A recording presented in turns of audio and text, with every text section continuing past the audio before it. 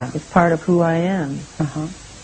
And so, when you look in the mirror now, and the image that looks back at you, are there days when you say, well, I kind of like this, or I like my hair today, or I'm never I think I'm pretty cute today? No, I'm pretty cute today.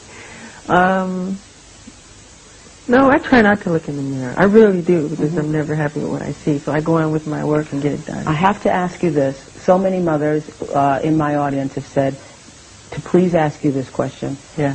Why do you always grab your crotch? Why do I grab my crotch? Yeah, why? We think you got a thing with your crotch going on I think it happens subliminally.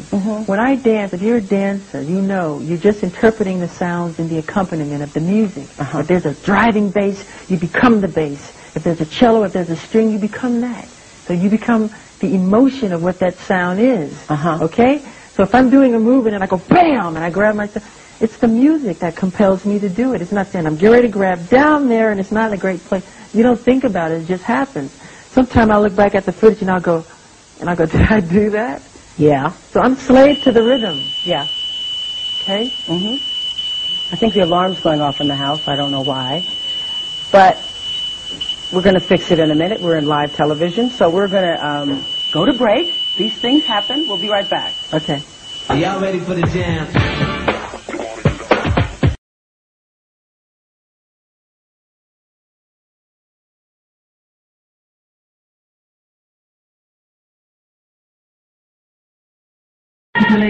They manipulate our history books. The history books are not true. It's a lie. The history books are lies. You need to know that. You must know that. I think it's important to be here. I'm not just fighting for myself, I'm fighting for all artists.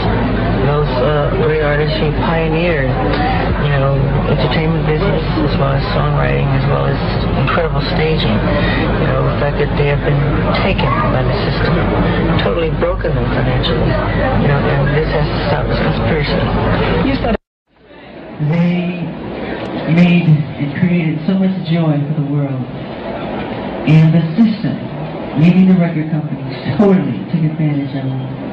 And it's not like they always say, you know, they built a big house, they spent a lot of money, they bought a lot of cars. That's stupid, it's an excuse. That's nothing compared to what artists make. And I just need you to know that this is very important, what we're fighting for. Because I'm tired, I'm really tired of the manipulation. I'm tired of how the press is manipulating everything that's been happening in this situation. They do not tell the truth. They're liars.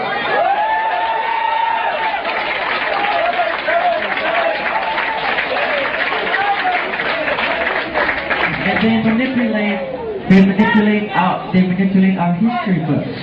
The history books are not true. It's a lie. The history books are lying. You need to know that. You must know that. The minute I started breaking the all-time record in record sales, I broke Elvis's records. I broke Beatles' records. The minute it became the all-time best-selling albums in history in the Guinness Book of World Records, overnight, they called me a freak. They called me a homosexual. They called me a child molester. They said I tried to bleach my skin. They made everything to turn the public against me. This was all complete conspiracy. You have to know that.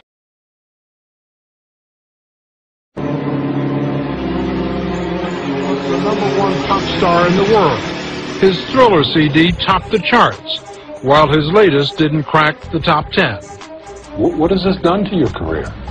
What has it done to my career? What has it done to your career? In what way? How has it impacted, my touring, record sales? Album's #1 all over the world. All over the world. America's the only one because I don't want to say too much. But it's not #1 in the United States. It's conspiracy, yeah. I don't want to say too much. I'm done. I don't want to say much because I'm hurting. I'm really hurting. Privacy was key in this room, obviously. Yeah, he liked his privacy. When the doors were open, it was okay, but when he left, he wanted his privacy. He had his privacy. This is one of the bathrooms. There are two bathrooms. See, he had his privacy.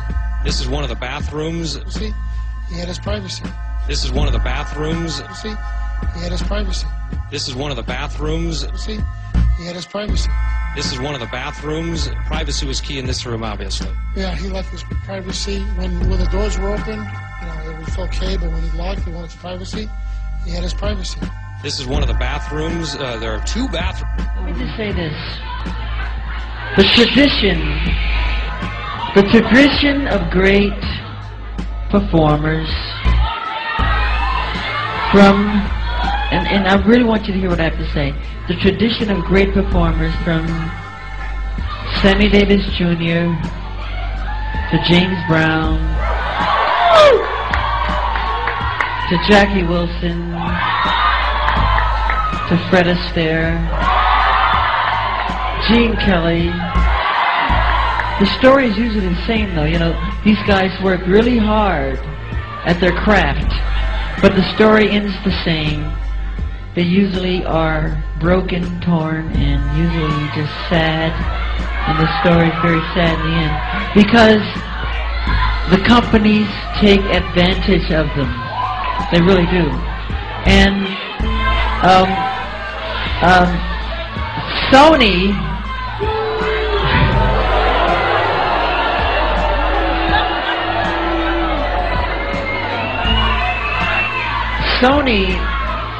being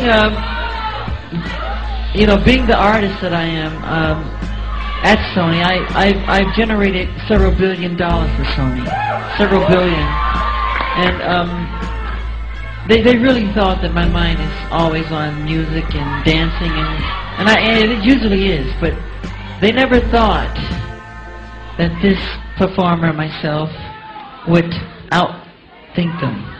Yeah!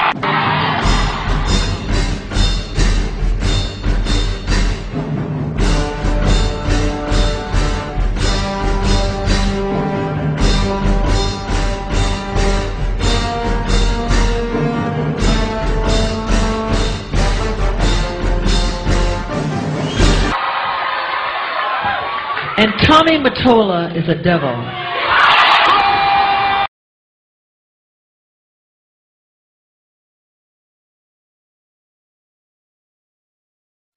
Clearly, it suited the US government, the mafia, and in particular, Michael Jeffrey, for Jimi to be neutralized. But just how did Jimi Hendrix die? All right, now it's been said for 30 years that Jimi Hendrix choked on his own vomit. It was said that he died of a heroin overdose. Of course, none of that's true. He didn't choke to death on his own vomit. Something had to make him sick, right? So now it's known that he took 9 Vesperex tablets. These are sleeping pills the night that he died. Now, it's been said that he died from an overdose of barbiturates. The problem is Jimi Hendrix was a chronic insomniac. He was used to barbiturates, and the Vesperex that he took really had very little effect on him. He took 2 tablets. He didn't feel a thing, couldn't go to sleep. He had taken an amphetamine capsule at a party the night before. So the 9 Vesperex tablets he took really had no connection to his ultimate end. But when he was wheeled into the emergency room, his throat was cleared, and the physician wrote that great masses of red wine came gushing out of his stomach and his lungs, right? So as I reenact the death of Jimi Hendrix, he must have been held down, a gallon of wine poured down his throat until he drowned. There were only 20 milligrams of alcohol in his blood when he was brought to the emergency room, which means there wasn't even enough time for that alcohol to enter his system. So the cause of death was drowning, and it looks to me like it was a forced drowning. That's funny. They're playing the part that great chokes me almost, but I can't let the joke come out.